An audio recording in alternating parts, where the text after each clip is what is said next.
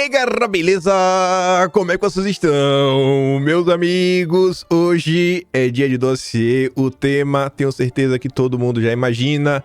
Vamos comentar sobre todas as revelações do Verdivaldo e do Serapião, lá na Folha de São Paulo, que tomaram conta de todos os noticiários no Brasil no dia de ontem, inclusive o Jornal Nacional. Gente, o vídeo de hoje só tem um único tema. Eu dividi em várias partes para falar das várias partes, porque enquanto você dormia, saiu a parte 3. E a parte 3, ela é mais intensa do que a parte 1 e a parte 2. E olha que a parte 1 e a parte 2 já tomou conta do dia de ontem. Todo mundo já deve ter visto alguma coisa. E a parte 3 fala de Eduardo Bolsonaro, fala de outras figuras, fala um pouco mais de pessoas que já foram citadas ontem. A gente vai chegar lá, mas antes, vamos começar pelo princípio. Vamos começar falando das duas primeiras denúncias, as matérias que saíram ontem, Folha de São Paulo. Aí, no segundo tema, quero mostrar para vocês as primeiras repercussões na esquerda, algumas figuras aí de peso dentro do petismo comentando sobre o assunto, inclusive a Globo, que é o principal veículo, o principal porta-voz do Lula, vamos falar assim, acho que o Brasil hoje já concorda com isso. Outros jornais, como foi noticiado pela imprensa. Aí no terceiro tema, quero chegar nas críticas, que já começaram a ser feitas, o tom, como cada um falou, trazer algumas percepções para vocês, algumas informações extras. Aí o quarto bloco, ainda estamos no dia de ontem, tiveram umas 4 análises interessantes. 4 análises que eu acho que são bem relevantes, que trazem algumas coisas, alguns movimentozinhos engraçados, vamos falar assim, e eu comentar com vocês. E aí no final, a quinta parte é a parte 3, que saiu 4 horas da manhã, enquanto vocês dormiam, a não ser que você acorde muito cedo. A gente vai comentar, espero que tenham comentado tudo, acho que o vídeo vai ser atrasado, até porque eu comecei a gravar atrasado. E depois dessa longa introdução, vejamos. Meia-noite ontem, a Folha de São Paulo publica aqui a imagem de sua capa, do jornal que iria circular, na verdade vai circular ao longo do dia de hoje. Fizeram questão de dar destaque, você vê ali ó, a matéria do topo, a matéria de capa, são as revelações do Verdivaldo e do Serapião, né? Folha, primeira página. E aí, tudo começa aqui. Glenn Greenwald, todo mundo conhece, é o Verdivaldo, e o outro é o jornalista Fábio Serapião. Fábio Serapião. A gente falou alguma coisa dele. Mas enfim, isso daqui foi amplamente debatido ao longo do dia de ontem, cada um pegou um pedaço, né, esmiuçou, então não vou fazer questão de me aprofundar muito, porque tem muita coisa no vídeo hoje. Se a gente for olhar tintim por tintim, já que eu botei muita coisa, a gente não sai daqui hoje. Mas enfim, né, o ministro usou o TSE fora do rito para investigar bolsonaristas no Supremo, revelam mensagens. E a nota lá dos senhores diz que o gabinete do cara ordenou por mensagens e de forma não oficial a produção de relatórios pela Justiça Eleitoral para embasar decisões do próprio ministro contra bolsonaristas no inquérito das fake news no Supremo durante e após as eleições de 22. As mensagens revelam um fluxo fora do rito envolvendo os dois tribunais, tendo o órgão de combate à desinformação do Tribunal Superior Eleitoral sido utilizado para investigar e abastecer um inquérito de outro tribunal, que é o Supremo, em assuntos relacionados ou não com a eleição daquele ano. A Folha teve acesso a mais de 6 GB de mensagens e arquivos trocados via WhatsApp pelos auxiliares do cara. As mensagens abrangem o período de agosto de 2022, já durante a campanha eleitoral, a maio de 2023. A Folha obteve um material com fontes que tiveram acesso a dados de um telefone que contém as mensagens, não decorrendo de interceptação ilegal ou acesso hacker. Aqui é algo que um ou outro comentou, mas não tem assim tão destaque na rede social, que é o seguinte: como que essas mensagens elas ganham luz? É uma coisa que eu gostaria de saber. Porque quando diz, não, veio de um telefone que teve acesso, que contém as mensagens, é alguém que estava em algum desses grupos de WhatsApp? Algum dessas pessoas, sei lá, tinha um telefone e eles venderam o telefone caiu na mão de alguém comprou o celular e falou, nossa, o celular que eu ganhei, que eu comprei, veio com essas mensagens dentro, vou dar pra Folha de São Paulo. São questionamentos, né? Na mão do Glenn Greenwald, que ficou conhecido pela Vaza Jato no Brasil, né? Fora o caso Snowden lá atrás, mas no Brasil pela Vaza Jato. Então são aquelas coisas que eu acho que todo mundo deve se questionar, porque esses pontos eles são interessantes. E aí eu trago uma informação extra. O Fábio Serapião, coloca se você acha alguma coisa sobre Fábio Serapião e inquérito. Vê se ele está sendo investigado por algum inquérito. Talvez ele esteja meio chateado. Seja uma das motivações chegar na mão dele. E, reza a lenda, isso eu ouvi da boca de jornalistas do consórcio, que tava um clima meio ruim no início do ano, de jornalistas que não eram da Globo, e tava todo mundo assim olhando, e gente que tem acesso, fontes de alto nível, falam assim, poxa cara, só quem tá tendo os bastidores, os furos, é a turma do amor, né? A turma da Globo. Isso tava meio que incomodando o pessoal. E aí eu acho que se você olhar na Folha de São Paulo, olhar o que eu sempre falo para vocês, tenta entender quem é um jornalista, o que cada um cobre, né? Qual a especialidade de cada um. Eu acho que vocês vão perceber que o Serapião é um cara que sempre cobriu essa questão, né, de investigações e tudo mais. Talvez ele tenha ficado sem fontes aí, né, com a turma da Globo News, que eu também um pouco chateado.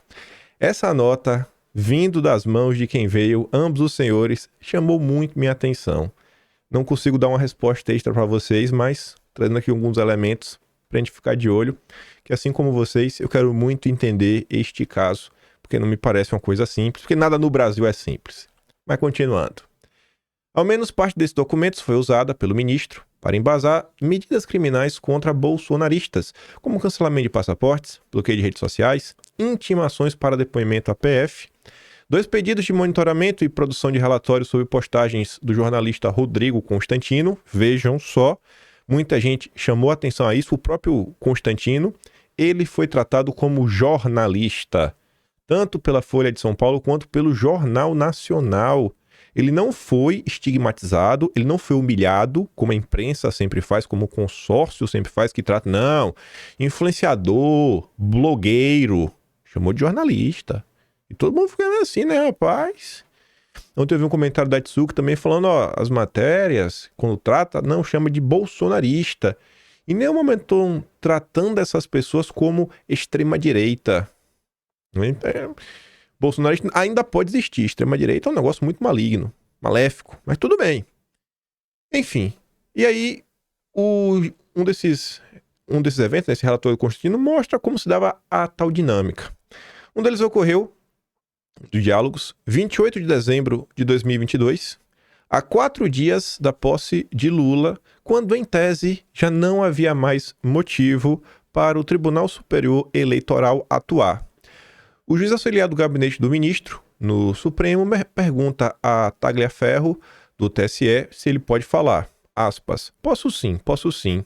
É por acaso o caso do Constantino? Depois desse áudio, os dois iniciam a conversa sobre um pedido do ministro para fazer relatórios a partir de publicações das redes de Constantino e do também bolsonarista Paulo Figueiredo. Aqui não chama de blogueiro nem nada, mas falando, o ex-apresentador da Jovem Pan, neto do ex-presidente João Batista Figueiredo, último da ditadura militar. Depois de Tagliaferro encaminhar uma primeira versão do relatório sobre Constantino, Ayrton Vieira manda prints de postagens do jornalista e cobra a alteração do documento para a inclusão de mais manifestações. Pelas mensagens, fica claro que o pedido para a produção do relatório partiu do próprio ministro. Aspas, quem mandou isso aí, exatamente agora, foi o ministro, e mandou dizendo, vocês querem que eu faça o laudo? Ele tá sim, ele cismou com isso aí. Como ele está esses dias sem sessão, ele está com tempo para ficar procurando, diz Ayrton Vieira em áudio enviado a Tagliaferro às 23h59 da noite daquele dia. É melhor pôr as postagens, alterar mais uma vez, aí satisfaz sua excelência. O assessor do TSE então responde, já na madrugada do dia 29 de dezembro, e afirma que o conteúdo do relatório enviado anteriormente já seria suficiente, mas que iria alterar o documento e incluir as postagens indicadas pelo ministro por meio do juiz instrutor. Aspas. Concordo com você, Eduardo. Se for ficar procurando postagens, vai encontrar, é evidente. Mas como você disse, o que já tem é suficiente. Mas não adianta. Ele, o ministro, cismou. Quando ele cisma, é uma tragédia. Aspas de novo. Peço para o Eduardo analisar as mensagens desse Constantino para vermos se dá para bloquear e prever multa. Diz a mensagem do ministro, cujos prints foram enviados a Eduardo Tagliaferro. Aspas, já recebi e, aspas de novo, está para derrubada, responde o assessor do TSE em 2 mensagens. Em um primeiro momento, Ayrton Vieira diz que o bloqueio seria dado pelo TSE e a multa pelo STF em poucos minutos. No entanto, ele informa que tudo será pelo Supremo e pede para Tagliaferro caprichar. Eduardo, bloqueio e multa pelo Supremo, né, Constantino. Capriche no relatório, por favor. Risadas. Aí, com o ofício, vi e-mail, obrigado. Deu uma caprichada aí contra o Constantino. Essa foi a parte 1. Primeira nota da Folha de São Paulo. Poucas horas depois, mais ou menos, eu não sei se chegou a dar 2 horas depois, a Folha publica uma segunda nota com áudios. Não lembro se essa primeira já tinha áudio, estou na dúvida agora, mas enfim, essa tinha áudios, falando sobre como os senhores ali que estavam conversando, como eles enxergavam algumas coisas do que estava acontecendo, né? Aí tá aqui um áudio, não vou dar play nos áudios, quem quiser tá na rede social disponível, senão o vídeo vai ficar gigantesco. O juiz instrutor Ayrton Vieira, principal assessor do ministro, demonstrou em áudios a preocupação com a forma de atuação dos gabinetes do ministro. O outro lado, o ministro e seus auxiliares foram procurados e não responderam aos questionamentos. Depois saiu uma nota oficial falando que tudo que foi feito dentro da legalidade. Tem a nota oficial, está nos perfis da corte, você acha nas redes sociais, pode ver, a Globo também falou um pouco sobre isso. Aí o áudio faz parte desta nota, saiu às 7h11 da noite. Deixa eu ver qual a hora da outra. 7h11. 5h18. Quase 2 horas. Quase menos de 2 horas de diferença. Mas enfim. O auxiliar do ministro sugere em áudios estratégia para evitar uso descarado do TSE. Ouça. 2 mensagens enviadas em 10 de outubro de 2022 por Ayrton Vieira a Eduardo Tagliaferro mostram o receio de que algo viesse a público. Formalmente, se alguém for questionar, vai ficar uma coisa muito descarada, digamos assim. Como um juiz instrutor do Supremo manda um pedido para alguém lotado no TSE e esse alguém, sem mais nem menos, obedece e manda um relatório, entendeu? Ficaria chato. E aí tem essa conversa lá um pouco maior, é mais longa. Mas com isso daqui você consegue entender, né, o segundo ponto que foi abordado pelos senhores jornalistas da Folha de São Paulo. Então, primeiro ponto, falam que teve, né, vou até voltar na manchete para ser extremamente justo. O primeiro ponto que os jornalistas da Folha trazem é que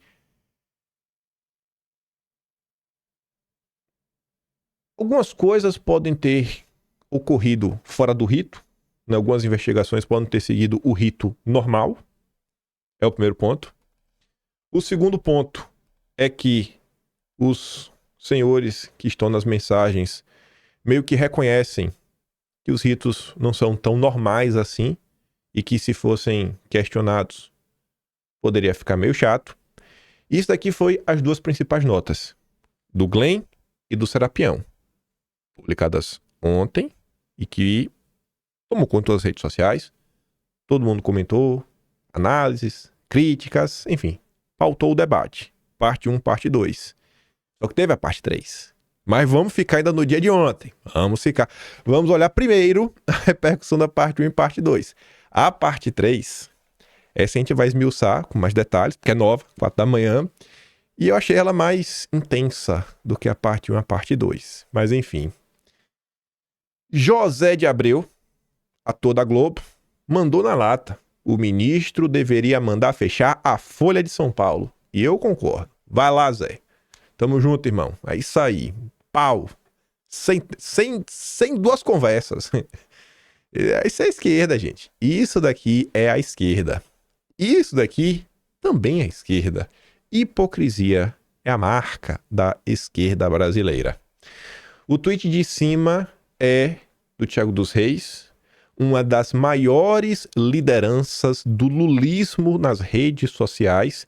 Thiago dos Reis, personagem central do gabinete da ousadia do PT, que apareceu nas diversas matérias do Estadão sobre, né, que se tornou um certo escândalo ao longo do mês de maio, Thiago dos Reis, né, às 7h50 da noite ontem, dizia: o bolsonarista Glenn, pronto, o Verdivaldo agora é bolsonarista, soltou uma matéria na Folha para atacar o ministro e tentar salvar o Bolsonaro. Pode prender Bolsonaro, né, e jogar a chave fora. Para isso eu só tenho 3 palavras. Ministro, eu autorizo. Quem está com o ministro, comenta aí. Ministro, autorizo. O mesmo Thiago dos Reis, em 29 de outubro de 2020, escrevia: prometeu uma chuva de áudios da Vaza Jato, jogou na cara da Carla Zambelli, estamos esperando até agora. E quando alguém pergunta, ele fica bravo. Mas mesmo assim, o Glenn foi um herói. E o Lula está livre graças a ele. Aqui o Verdivaldo era herói, né? Vejam só. Quer dizer, então foi um bolsonarista, né, que livrou o Lula. Gente, é piada essa gente, né? Esse daqui ainda é pior. Alberto Cantalice, filiado ao PT. Presidente da Fundação Perseu Abramo, Fundação dos Intelectuais do PT.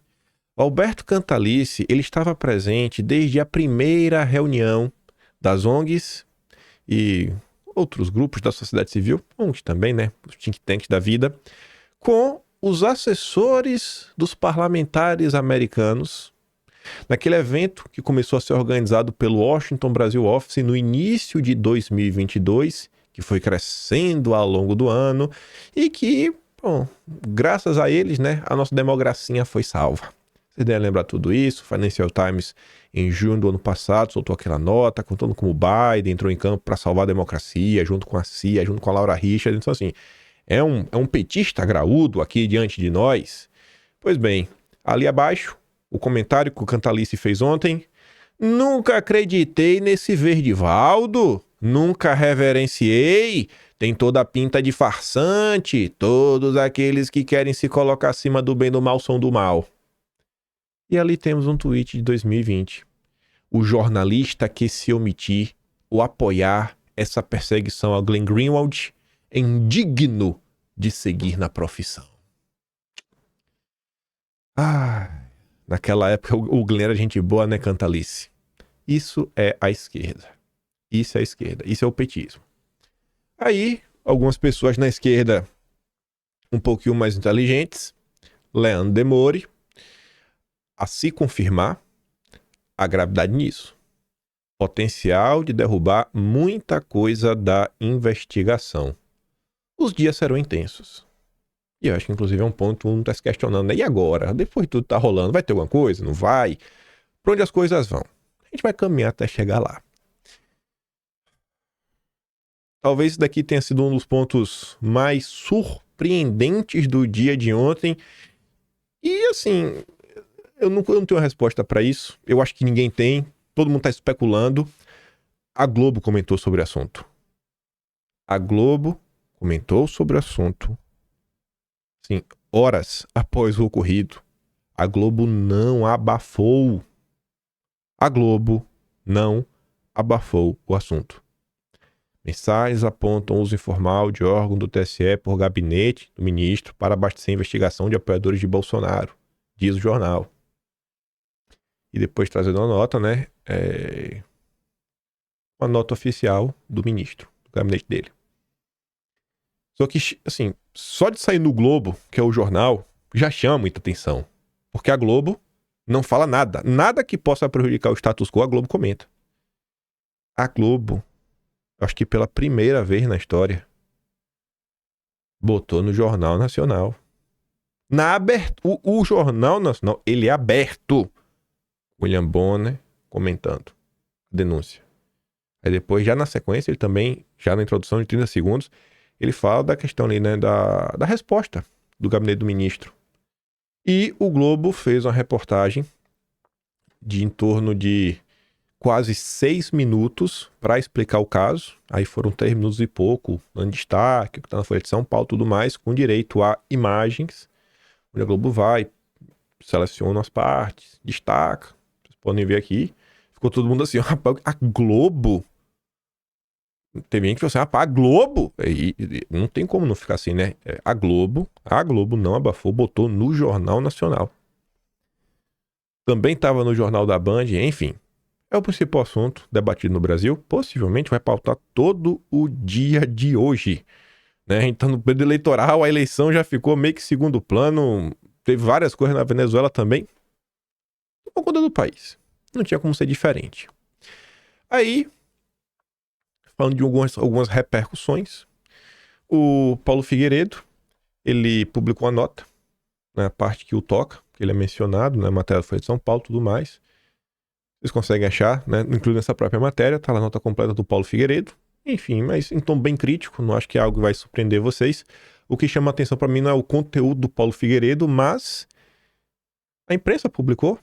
Beleza que saiu na coluna do Paulo Capelli, o cara mais à direita do Metrópolis, mas saiu na imprensa, né? Fiquei surpreso. Parabéns aí pro Paulo Capelli, sua equipe, né, que deram espaço aí para pronunciamento, né, oficial das pessoas que foram citadas na matéria. Aí tá ali, ó. E não é tratado como o blogueiro, não. Ex-Jovem Pan se manifesta após vazamento sobre o ministro. Deu aquela valorizada, né, na manchete, né, ex-Jovem Pan. O cara fica na dúvida, eita, quem é? O Constantino? É o Figueiredo? Porque ambos são da Jovem Pan, né? Deixou aquele clima de mistério no ar, mas a matéria é sobre a nota oficial do Paulo Figueiredo. Elon Musk também comentou sobre o assunto. A imprensa repercutiu, vários portais. Peguei aqui 2 iguais, só para mostrar para vocês. Elon Musk reage à postagem de Verdivaldo sobre denúncias. Após críticas, a Musk reage à reportagem sobre o ministro. Uau! A postagem é essa daqui, né? Essa foi, uau! WW, uau! Enfim, Elon Musk comentou, virou assunto no Brasil. O Verdivaldo, né, ele compartilhou ele mesmo, escrevendo em inglês, para seus leitores internacionais que eu acompanho, para saber o que se passa no Brasil, enfim. Confusão, daquela que vocês adoram. Vocês gostam de uma confusão, né? Enfim, essas foram as primeiras repercussões na imprensa. Vamos olhar agora algumas críticas que foram feitas ao processo, alguns posicionamentos. Começando aqui, mais pela direita, André Marsiglia foi o primeiro advogado do inquérito das fake news. Ele representou a revista Cruzoé. Então, um cara que vem acompanhando esse processo por um bom tempo. Então, sabe um pouco. Tem uma certa propriedade para comentar, né? Não é um cara que está perdido no meio da confusão. Ele compartilhou aqui uma nota, que é do UOL. Ministro sob vazamento de mensagens, né? Procedimentos foram oficiais. E ele meio que contesta essa afirmação. Ele fala que procedimento oficial não se faz por WhatsApp. O problema, no entanto, nem é esse. A questão central é que o procedimento não poderia ser feito. Quem julga não pode investigar, direcionar a investigação e escolher investigado, ocorrendo a vício insanável e parcialidade do julgador.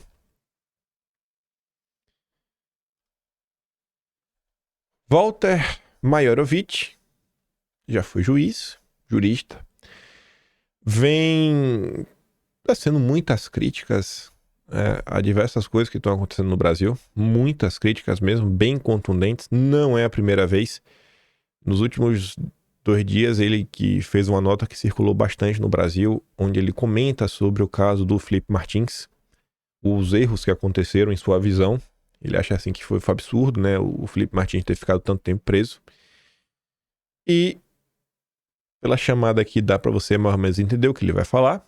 Ele diz que o ministro fez tipo um tipo de ABIN paralela para obter informações de bolsonaristas. E se você para assistir a sua fala, eu não vou dar play nessa por uma razão. São 8 minutos e 47 ou 37 segundos. Eu não vou dar play 8 minutos da fala do Majorovich. Ele segue um tom similar da Folha de São Paulo, que eu já mostro para vocês.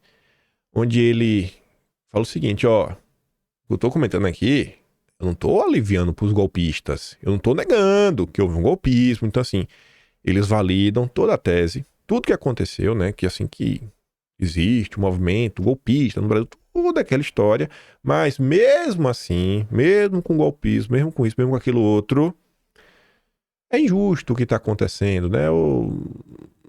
Assim, não é o melhor dos ritos, né? Não é o melhor dos caminhos, esse caminho que a gente vem trilhando. O mesmo Walter Maierovitch, ele deve ter ficado, né, sei lá, deve ter comentado alguma coisa, falou, pô, devia ter dito algo a mais. Aí depois ele escreveu uma nota ainda mais intensa, dizendo que o ministro terá que enfrentar impeachment por abuso de poder e desvio de função. Afirmação pesada, né? Até para um cara que é crítico e que vem tecendo críticas frequentemente. E como eu acabei de falar, né? Ele não é bolsonarista. Ele acha que o bolsonarismo é um bando de golpista. Então não é uma crítica que está vindo da direita. Ah, é um cara da direita, é um apoiador de Bolsonaro, que está aproveitando a situação meio que para surfar. Cara, não é. O Walter Maierovitch, ele não é apoiador de Bolsonaro. É uma pessoa que odeia Bolsonaro e tem essa opinião. Folha de São Paulo tem.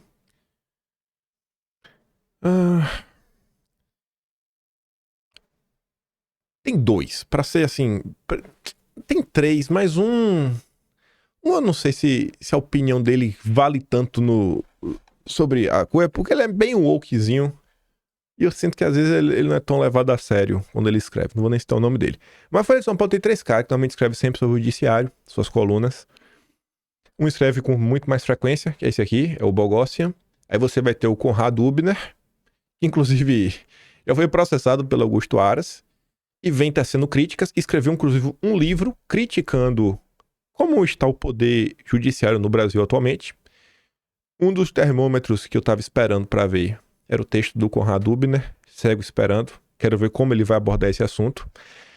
Outra pessoa que eu estava esperando comentar, fui atrás e já fiquei meio assim, é o Fausto Macedo, que é o cara que cobre de judiciário no Estadão.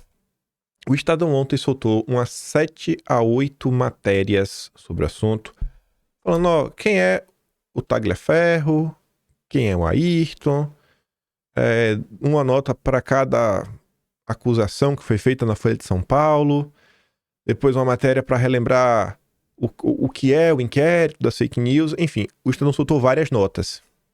Todas as notas, ou pelo Quarteto Mágico, que é a turma da parte de jornalismo investigativo do Estadão, o Valfré, Tássio Lohan, etc, tudo mais, ou algum estagiário. Cara, assim que eu vejo assim, isso aqui é só aquelas matérias feijão com arroz. O Fausto Macedo, que é ele, a Pepita Ortega e mais uma mina que eu esqueci o nome agora, que é quem cobre mesmo e os assuntos pesados saem lá. Teria também o Marcelo Godoy. Marcelo Godoy não falou nada. O Fausto Macedo só publicou uma única nota, e a nota do Fausto Macedo, ele replica a nota oficial do gabinete do ministro. Mas eu fiquei meio assim, né? Não criticou, não falou nada. É um player importante nesse debate jurídico, é um jornalista da área que faz a cobertura, tá calado. Então, é duas figuras que eu estava esperando para olhar. Na Metrópolis, a única opinião que chamaria mais minha atenção seria do Guilherme Amado. Se ele escrevesse algo num tom bem crítico, também não fez assim. Bela Megali, com certeza traria informação aí, né, de como tá o clima lá dentro da corte. E a Bela Megali não trouxe ainda, né? Tô esperando a Bela Megali comentar com suas fontes, também é uma fonte que eu tava esperando. E a turma da Globo News, né? São os indicadores, os bons termômetros pra gente ver como anda o debate. Mas enfim.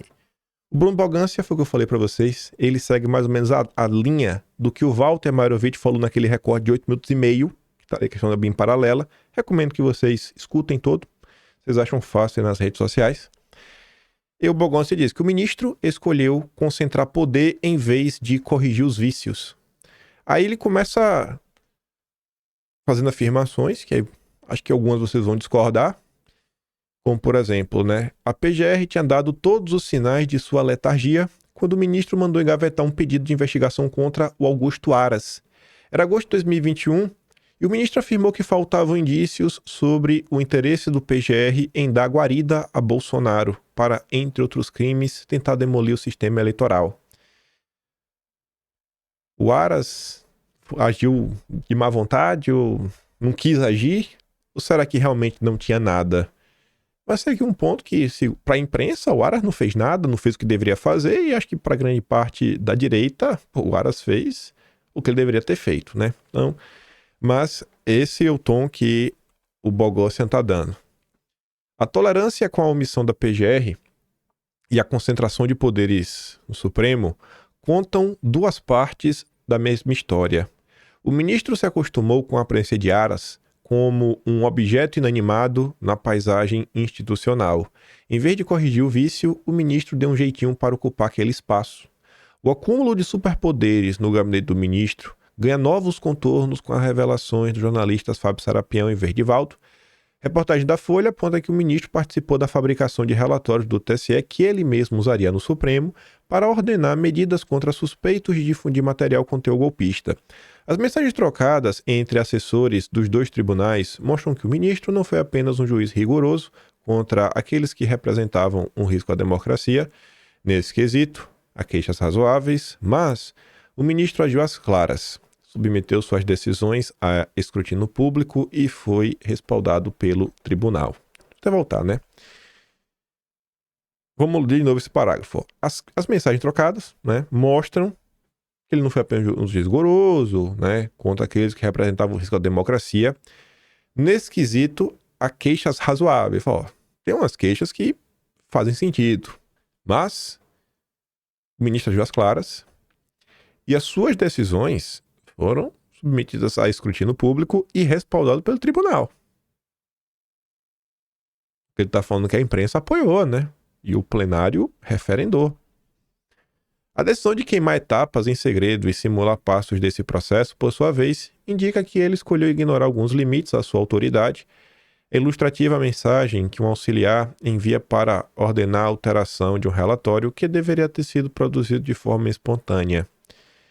Ele cismou. Quando ele cisma, é uma tragédia. A preparação de um golpe foi uma ameaça real, e os suspeitos exibiram provas ao ar livre.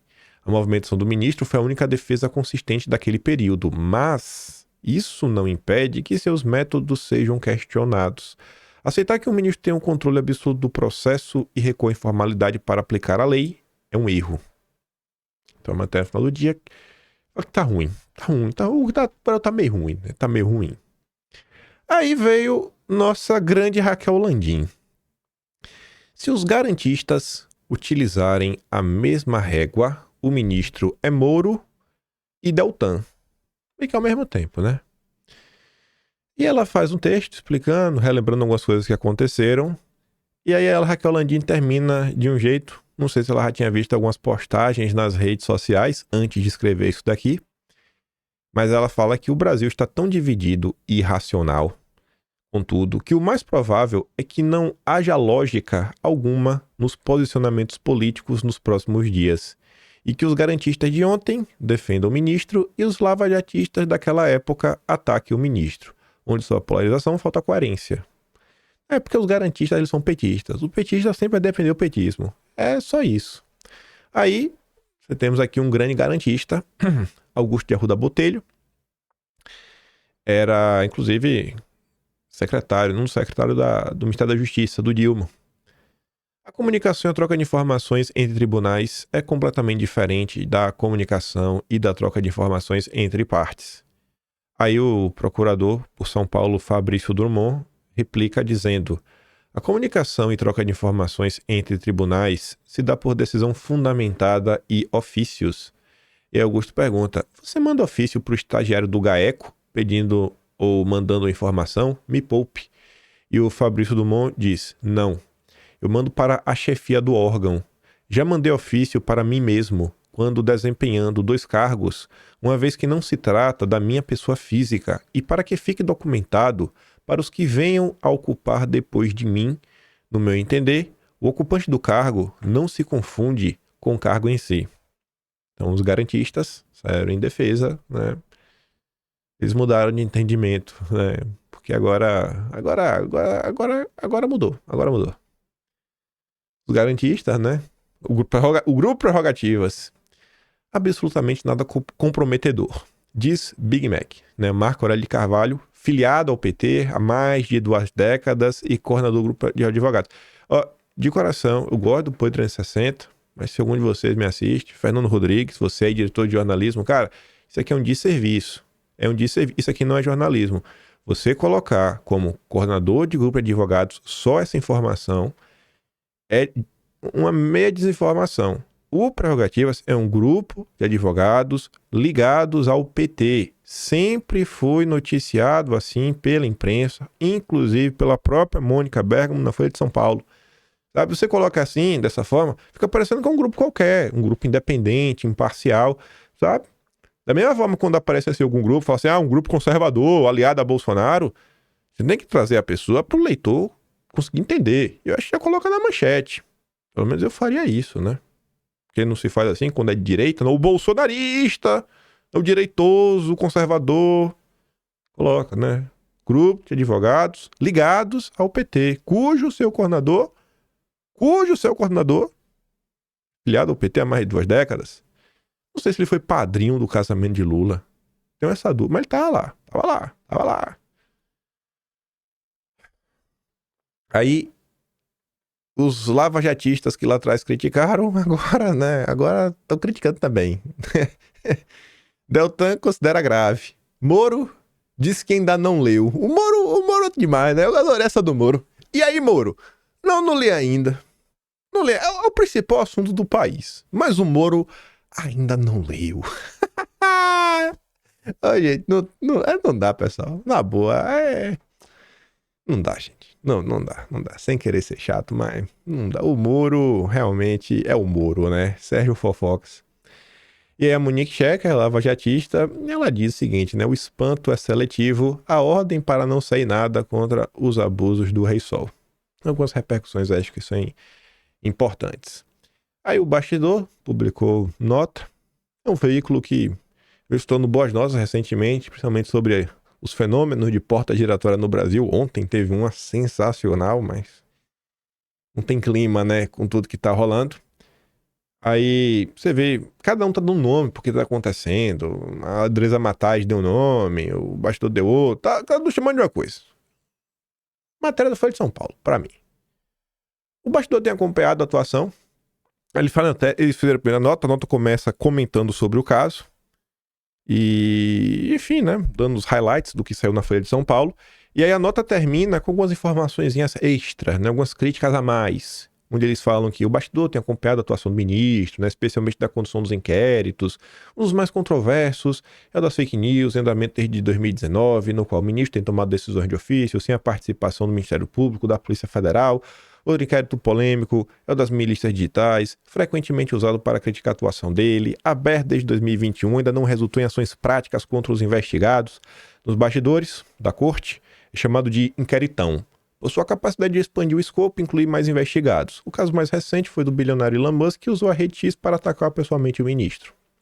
Aí o dono do Bastidor, o Diego Escostegui, já trabalhou para o Grupo Globo, né, na revista Época.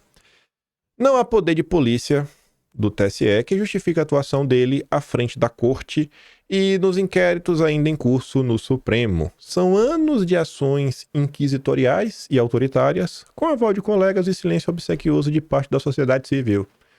O Escostegui devia conversar isso com o Leandro Loyola, o seu colaborador, que tem uma tara por Bolsonaro incrível. Todos os textos do Leandro Loyola, em geral, sobre Bolsonaro, sobre os bolsonaristas, sempre assim um tom muito raivoso. Mas tudo bem, né? Tudo bem. Aí, para trazer um bastidor que saiu já no virado do dia de hoje, tentei colocar as coisas um pouco em ordem cronológica e meio que também separado por blocos, né, de opiniões mais à direita, mais ao centro, mais isso, mais aquilo outro. Enfim, Mônica Juliano, lá do Estadão, ela publicou a nota que eu fiquei sem entender. Fiquei sem entender essa nota. E por que eu não entendi? Venham comigo e vejam se vocês terão a mesma dúvida. Na corte, a avaliação é de que as ações adotadas pelo ministro não têm ilegalidade. Leia o bastidor, tá? Beleza. No Supremo, a interpretação, assim como disse em nota no gabinete do ministro, é de que todas as ações adotadas por ele nos inquéritos das fake news e das milícias digitais foram feitas seguindo os termos regimentais e que, em princípio, não haveria nenhuma ilegalidade. Tá, tem aí. Aí por que eu não entendi? Ela disse que não, lá na corte, o entendimento é esse.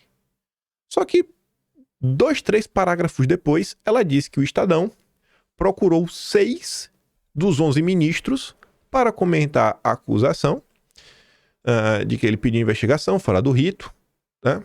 Só que nenhum deles se manifestou, embora as ações do magistrado sejam vistas como controversas no meio político. Aí eu assim falei, cara, o Estadão procurou 6 de 11. Nenhum comentou. Como é que ela sabe, então, que no bastidor a corte não vê problemas na atuação? Eles não responderam nada a ela, mas falaram, não vemos problema. Foi a única resposta, não vemos problema, foi só... Eu não entendi. Eu não entendi como que ela chegou nessa conclusão.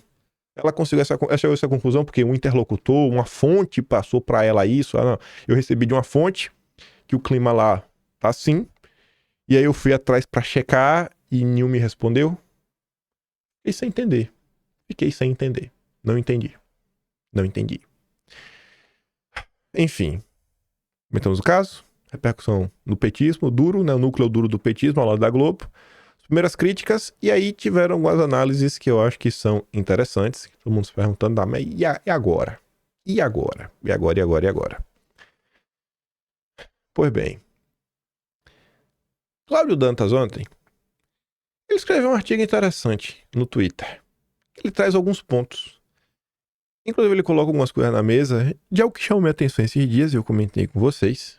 Foi uma certa entrevista de um certo senhor para uma certa emissora de TV. E o Dantas colocou ali, né? No teatro do absurdo, qual será o próximo ato? Ou a manchete que ele deu. Aí o Dantas, ele coloca uma tese na mesa que é interessante. Ele fala que existe uma lei não escrita em Brasília que impede um poder de colocar a mão no bolso de outro.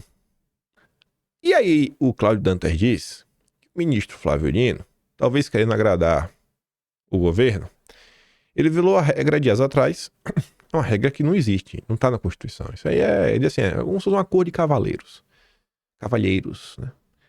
Dias atrás, ao suspender o pagamento das bilionárias emenda Pix. Isso daí teria desagradado, obviamente desagradou o Congresso, né? Quem quer perder as emendas Pix? Quem é o senador, principalmente do Centrão, que quer perder as emendas Pix? Aí depois o Dantas fala que o Gonê meio que apoia isso aí também, teve mais gente aí que concordou com essa decisão, e o Congresso ficou meio chateado. E aí o Dantas diz que há meses, durante a discussão sobre a PEC contra a turma da fumaça, ouviu de um senador que a paciência com o ativismo do judiciário estava se esgotando entre os parlamentares e que, no jogo político, era esperado que o Supremo cedesse em algum momento para que o país pudesse vir a ter uma perspectiva, ainda que remota, de retorno à normalidade. Aí o Dantas sai colocando ali algumas coisas que teriam feito o clima piorar no Brasil. Cassação sumária no deputado, detenção arbitrária de ex-ministros e a inabilitação desarrosada de um ex-presidente que vive diariamente sob achincalhe público e ameaça de prisão. Você encheu o copo. A gota d'água, entretanto, foi o avanço sobre as emendas parlamentares. Isso é a cara do Brasil, né? Fizeram 1000 coisas. Tá de boa. Mexeu no dinheiro dos parlamentares, aí eles ficaram revoltados. O novo TCU sobre as joias e relógios recebidos por Bolsonaro representou um constrangimento menor do que a entrevista concedida por Nelson Jobim à CNN. Eu falei, olha... Eu comentei com você, falei, gente, essa entrevista aí, ela meio que é um marco. Eu falo, no dia ainda trouxe esse vídeo, eu falei, acho que muita gente não entendeu essa entrevista. Acho que muita gente não conhece quem é o Nelson Jobim. A galera fica como, o cara é o ex-ministro da corte. Um ex-ministro está criticando. Tá, o Marco Aurélio Melo também já criticou, sabe? E a opinião do Marco Aurélio Melo não tem um peso que tem a opinião do Nelson Jobim. Porque o Nelson Jobim é mais bonito? Não é por causa disso. O Dantas... Tem um tempo de jornada, né? Ele pontuou algumas coisas que eu comentei em vídeo também, que ele fala assim, ex-deputado, o Nelson Jobim é ex-deputado, ex-ministro da Justiça, ex-ministro da Defesa, ex-presidente do Supremo e hoje ele é sócio de André Esteves no BTG. Jobim enumerou, inúmeros problemas do ministro, como se cumprisse um script aprovado previamente. E mais, falou isso na CNN, a casa do Grupo Esfera, do João Camargo, que sempre está produzindo aqueles mega eventos sensacionais para discutir o futuro do Brasil. Enfim, ressalta o simbolismo da fala de Jobim, que serve como um porta-voz informal do universo político, do jurídico e do sistema financeiro. Lembrando que ninguém aguenta mais a irresponsabilidade fiscal e a sanha arrecadatória do atual governo, que tá chato, tá incomodando, viu, Haddad? E aí, o Dantas vai finalmente falando várias coisas e dizendo que é o seguinte: as circunstâncias mudaram, de fato, Beleza, os últimos eventos, muita coisa mudou, mas estaríamos ou não naquele ponto de não retorno? Mudou a esse ponto? O ministro Dino e Gilmar vão reverter o entendimento sobre as bilionárias emendas do Congresso, correndo o risco de humilhação pública? Nelson Jobim vai retirar o que disse em rede nacional? A Folha vai recuar? A Globo virá em socorro? A Globo não sei, Eu quero ver como é que vai ser a Globo hoje. A cada dia avançamos mais um pouco no caminho já trilhado por gente como Hugo Chávez, Maduro. Quantos mais precisarão ser presos ou perder suas vidas? Aí, quem também fez uma análise interessante é o Leandro Demore. É uma análise que ele começa colocando uns pontos dele, acho que talvez mais até para agradar a turma da esquerda. Ele conta o que foi o caso do Moro, para falar o que tá... Agora é tudo diferente. Não dá para comparar o que aconteceu com o Moro com o que aconteceu agora. Beleza. E aí, depois que ele faz essa ressalva, ele fala assim: mas, mesmo os casos não sendo iguais, existe o impacto político da matéria de hoje da Folha de São Paulo, e o que conta é como a história será contada.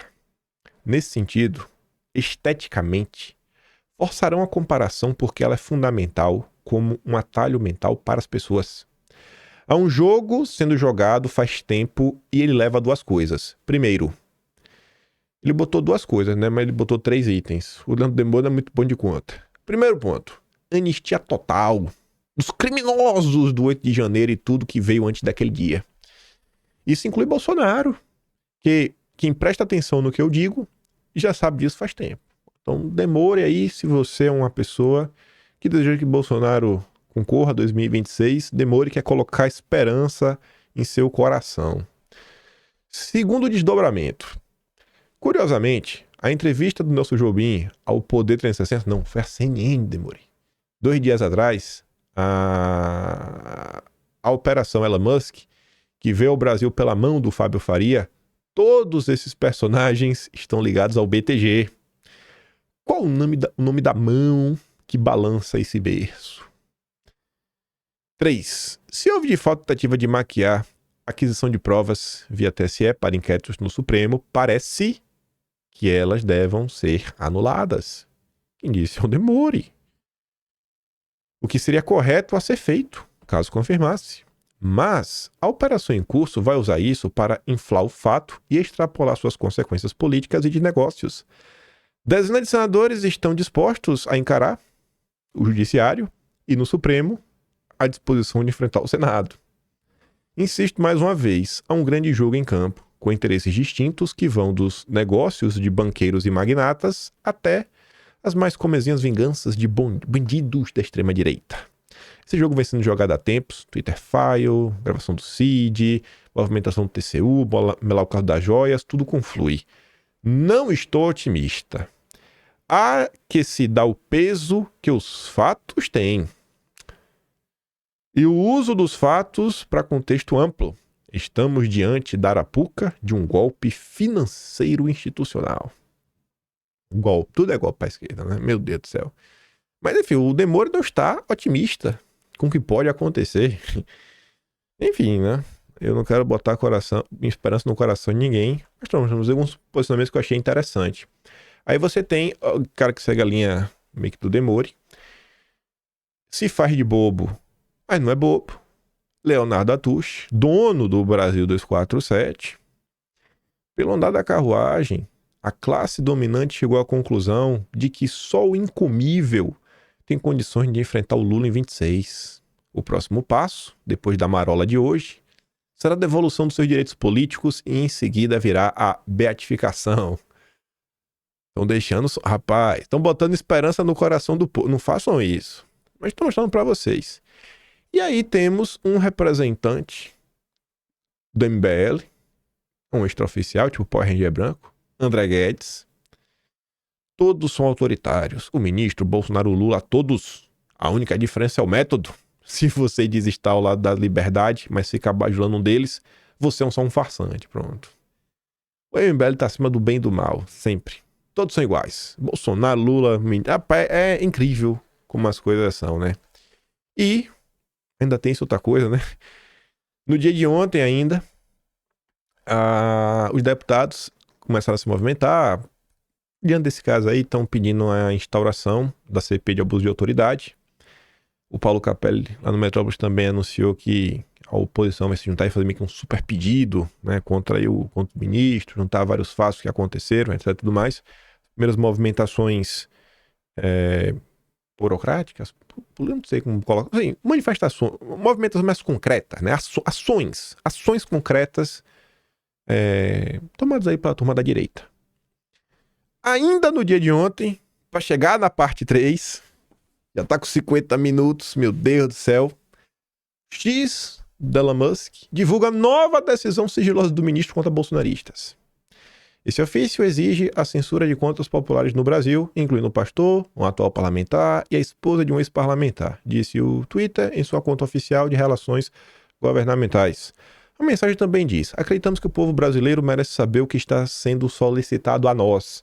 Isso foi publicado ontem, depois da primeira matéria do Verdivaldo e do Serapião.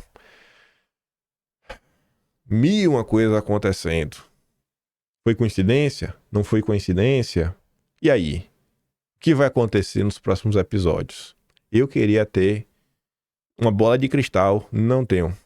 Tô aqui relatando um fato para vocês. Como sempre eu digo, manter o pé no chão. Não vai procurar lavar a alma. Lavar a alma não vai ajudar em nada. Sabe? Tenta dosar sempre expectativa e realidade. E observa o desenrolar das coisas. Sei lá.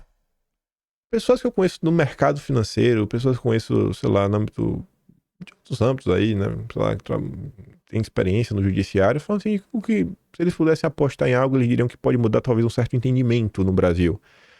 O entendimento, assim, a forma como se olha para algumas coisas, né? A forma como olham pro bolsonarismo, talvez mudar um pouco. A forma como olham tudo que aconteceu no Brasil, pode ter uma certa mudança nisso. Mas ninguém é dono da razão. No Brasil, pode acontecer tudo como pode não acontecer nada. E aí, vamos para a parte 3. Gente, o vídeo hoje eu tava assim, ó, fechei bonitinho, separei outras coisas, tá até aí, já bateu basicamente 1 hora. Se eu falasse mais devagar, se eu mostrasse mais alguns pedaços. Aí eu já tava falando, não, tá de boa. Aí vi mais uma nota da Folha, vi essa daqui, né? Ministro escolhia alvos, pedia ajustes em relatórios contra os bolsonaristas. Mostra mensagem. Eu falei, lá vai a Folha. Tá requentando, mas ele falou ontem. Aí fica parecendo que tá enchendo o saco, né? Vai, cada pedacinho do que aconteceu, ele solta uma nova, assim. Mas tu já falou isso. Eu já entendi o teu ponto. Pô, cadê? Tem uma informação nova?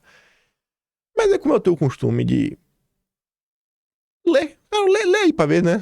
Já tá no costume. Mesmo que a manchete não chame minha atenção, continuo lendo. E aí eu comecei a ler e falei, nossa, peraí, o conteúdo disso aqui é outro. Isso é coisa nova. Eu olhei o horário, né? Falei, 4 da manhã cravado. Esse horário de matéria programada, né? Assim, realmente o cara programou pra ser publicado às 4 da manhã. Pra já começar a pegar o início do dia. O cara que chega ali pra ler o jornal às 5, 6 da manhã, já começar o dia pautando o dia. Aí eu comecei a dar um bizu. Falar pra vocês, viu? Rapaz, curioso as coisas que a Folha de São Paulo vem comentando. Mas vamos olhar. Os diálogos mostram também que os relatórios eram ajustados quando não ficava contento do gabinete, do ministro, do Supremo, né? Em alguns episódios feitos sob medida para embasar uma ação pré-determinada, como multa ou bloqueio de contas e redes sociais. Você já sabe o que você quer fazer e aí você quer um relatório para justificar isso? As mensagens obtidas pela Folha foram trocadas entre o Ayrton Vieira, Marco Antônio Vargas e Eduardo Tagliaferro, né? Em 6 de dezembro de 2022, Ayrton Vieira enviou uma mensagem a Tagliaferro com um pedido específico e medida já determinada. Aspas.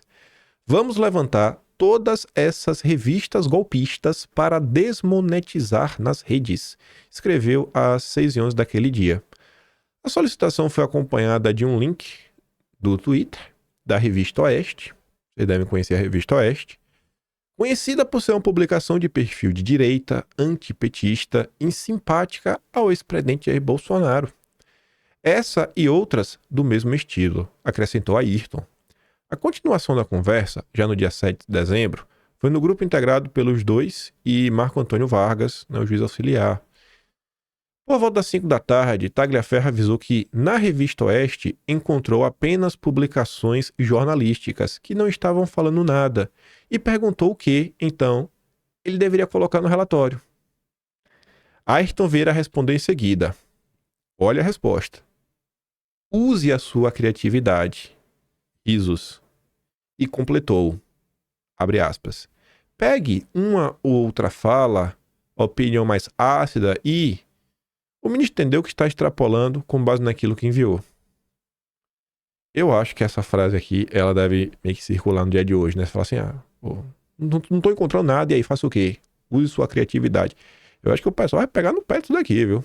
Acho que o pessoal vai pegar no pé. Aí o cara responde, vou dar um jeito. Risos, né? RS, RS, RS. Enfim. Nos diálogos obtidos pela Folha não fica claro quais matérias produzidas pela Revista Oeste foram enviadas, né, pelo ministro e qual a destinação do relatório produzido.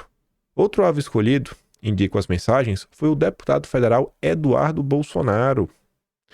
Conversas de novembro de 2022 entre o Marco Antônio Vargas e Tagliaferro mostram um pedido para relacionar o filho de Jair Bolsonaro com o argentino Fernando Serimedo. Ele quer pegar o Eduardo Bolsonaro. A ligação do gringo com o Eduardo Bolsonaro. Enfim. Será que tem? Respondeu Tagliaferro. No dia seguinte pela manhã, em meio a conversa sobre outros relatórios contra outras pessoas, os dois voltaram ao tema. Abre aspas. Tem um vídeo do Eduardo Bolsonaro com a bandeira do jornal que fez a live de ontem. Conseguimos aí relacionar ele àquilo, mandou Tagliaferro. Bom dia. Que beleza. Já no dia 6, o tema voltou a motivar a conversa entre os dois. Logo pela manhã, às 10h28, Tagliaferro disse a Marco Antônio Vargas que Serimedo e Bolsonaro são amigos já faz 10 anos. O chefe do combate da desinformação ainda brincou e disse que, se prender o EB, deve ser Eduardo Bolsonaro, o Brasil entra em colapso. Abre aspas. Esse é bandido, respondeu o juiz auxiliar. Não pega bem, né? Chamar deputado de bandido não pega bem. Não pega bem. Eu nem sou tão fã assim do Eduardo. Acho que ele erra bastante, mas... é pesado, né? Mais bandido. Houve uma pausa da conversa e por volta das 3h48, Tagliaferro enviou um relatório intitulado TSE Relatório Análise e Manifestações Antidemocráticas, Fernando Serimedo. Veja se o ministro vai gostar, disse ele em outra mensagem. O relatório tem print dos vídeos de Serimedo e usa fotos do argentino com Eduardo Bolsonaro para concluir pela relação dos dois há mais de 10 anos. Ainda em análise, identificamos, conforme exposto, a ligação entre Eduardo Bolsonaro e o autor das lives, Fernando Serimedo, o quais se conhece há muitos anos, destrecho da conclusão do relatório. O juiz do TSE parece ter compartilhado o relatório com o ministro, indicam as mensagens, porque às 4h09, Marco Antônio Vargas reencaminhou para Tagliaferro uma mensagem com ordens do ministro sobre o que fazer com o relatório. Abre aspas. Vargas, : Pode bloquear os sites indicados. Ayrton, : Na PET sobre isso, vamos determinar o bloqueio também e o bloqueio das contas. Lembre-se sempre da ciência PGR, diz a mensagem. Em seguida, o juiz do TSE diz a Tagliaferro, : abre aspas, gostou e está disparando ordens. Poucos minutos depois, Marco Antônio Vargas repassou ao assessor do TSE o pedido do ministro e disse: puxou o fio da meada. Isso que importa. Não fica claro nas conversas quais medidas foram tomadas pelo ministro após o envio do relatório. Tagliaferro, depois do envio, afirmou que ele pode responsabilizar o Eduardo Bolsonaro pelas manifestações. Ponto. Abre aspas de novo. Já mandou preparar investigação nesse sentido no Supremo. KKKKKK, respondeu o juiz. É meio triste ler isso, sabe? Sério de coração pra vocês. Fico triste com o que acontece no Brasil, gente. Nossa, me dá uma tristeza, sabe? Não consigo sentir outra coisa se não for tristeza. Eu sinto que o ressentimento toma conta do Brasil. Eu sinto que as pessoas no Brasil, elas deixaram o emocional falar mais alto, sabe? Sei lá, dá risada. Pô, cara, risada, chama um disso, daquilo outro. Piadinhas. É um negócio sério tudo que tá acontecendo. Tudo que tá acontecendo no Brasil é muito sério. Enfim, né? Que Deus abençoe, toque o coração de todo mundo pro Brasil encontrar, sabe, um pouco de paz. E a gente tratar de assuntos que eu acho que são importantes. A gente conseguir curar as mazelas estruturais do Brasil. Segurança, saúde, educação. Como mostrou a Folha, em alguns casos, como o do jornalista bolsonarista Rodrigo Constantino, jornalista bolsonarista, jornalista, ainda que seja bolsonarista, também é jornalista. As mensagens indicam que o ministro pediu ajuste no relatório produzido pelo setor de combate à desinformação do TSE por meio de Ayrton Vieira. Também no caso do jornalista, Ayrton Vieira pediu para Tagliaferro caprichar no documento. Eduardo, bloqueie multa pela corte, né, Rodrigo Constantino. Capriche no relatório, por favor. Aí dá risada. Sabe, me deixa triste umas coisas dessas. Isso aqui estava na primeira nota, né, que já foi publicada, mas está nessa daqui também. Ainda relacionado a Constantino, em 22 de dezembro, aí o caso que está lá no início, né? Modificações em relatórios cujos alvos eram ele, o influenciador Paulo Generoso e o ex-apresentador da Jovem Pan, Paulo Figueiredo. Eduardo, as postagens que temos do Paulo Generoso, do Paulo Figueiredo e do Constantino, o ministro achou que estão muito voltadas para a pessoa dele. Por favor, consiga para nós postagens desses três, nas quais eles criticam as eleições, o TSE, defendam um golpe, enfim, nesse sentido. Ficamos no aguardo. Obrigado. Com certeza esse assunto, gente, vai ter algum desdobramento. Não tem como ele não ser assunto ao longo do dia de hoje. Eu acho que não tem nem como a Globo News não comentar sobre isso em algum momento. Deve ter mais coisas. O Glenn falou de 6 GB. Não sei quantas matérias vão ter. Vocês conseguiram ver aí pelo menos a parte 1, 2 e 3. Algumas colocações de pessoas aí que representam o petismo. Críticas que vieram da direita. O tom das críticas que vieram da imprensa. Acho que deu para cobrir mais ou menos tudo que está acontecendo. Algumas análises que foram feitas, né? Seja pelo Cláudio Dantas, seja pelo Demore ou Atushi. E esperar para ver aí. Eu espero que o Brasil olhe para tudo que está acontecendo em todas as áreas, não só no judiciário, e todo mundo, sabe, coloque a mão na consciência para esse país poder finalmente encontrar o seu caminho para a prosperidade. O Brasil precisa avançar. A vida no Brasil está muito difícil, está tudo muito caro, muito violento, muito seguro. E a gente fica às vezes nessas discussões, né, intermináveis. Minha Nossa Senhora. Polêmicas atrás de polêmicas. Vão atrás, dêem uma olhada em tudo. Tenham, assim, muito discernimento. Não sei se a palavra seria precaução, né? Mas sejam bem comedidos. Porque já tivemos alguns episódios anteriores. Quem já viu cachorro que já foi mordido por cobra tem medo de linguiça. Já viu essa expressão, né? Enfim, muita coisa acontece. Que as pessoas realmente trabalhem com foco de resolver e melhorar as coisas no Brasil. Tentar entender o que realmente tudo está acontecendo, tudo na boa. Né? Que ninguém mesmo, de nenhum lado, que seja o setor financeiro, o golpe financeiro institucional que o Leandro Moro falou, até esse pessoal aí que bote a mão na consciência também, né? Faça um exame de consciência de tudo que está rolando no Brasil. E é isso. Não dei play em nenhum vídeo. Vocês encontram esses vídeos todos na internet. Até a entrevista, não, a matéria do Jornal Nacional completa. E eu fico por aqui. Lembra daquela curtida compartilhada? Amanhã temos o Atlas de junho, por cada manhã, dia 15, sem falta. E é isso. Deixa que aí, grande beijo. Compartilhe. Volte amanhã. Tamo junto, valeu. Fui, meus amigos.